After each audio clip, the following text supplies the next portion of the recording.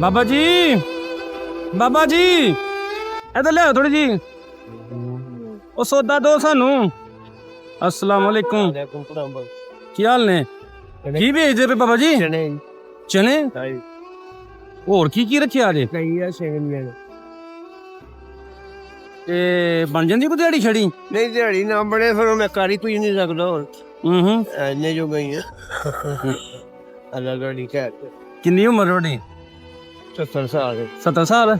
ਆਪਣਾ ਇਲਾਕਾ 74 77 77 ਸਾਲ। ਮਾਸ਼ਾਅੱਲਾ ਮਾਸ਼ਾਅੱਲਾ। ਅੱਜ ਕੋ ਬਣੀ ਦਿਹਾੜੀ ਛੜੀ? ਰੋਟੀ ਅੱਧਾ ਖੋਲੇ ਦੇ ਗਣਾ ਸਬਬ ਲਾਏਗਾ ਨਾ ਕੋਈ ਉਹ ਰਾਤ ਹੀ ਲਾਣ ਵਾਲੀ ਹੁੰਦੀ।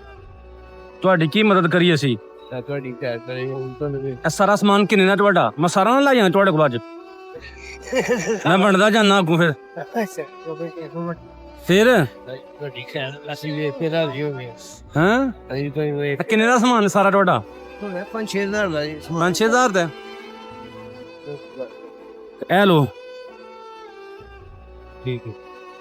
ਕੁਛ ਮੇਰੇ ਨੂੰ ਖਾ ਲਿਓ, ਠੀਕ ਹੈ? बताइए ना, चलो अल्लाह खैर करेगा।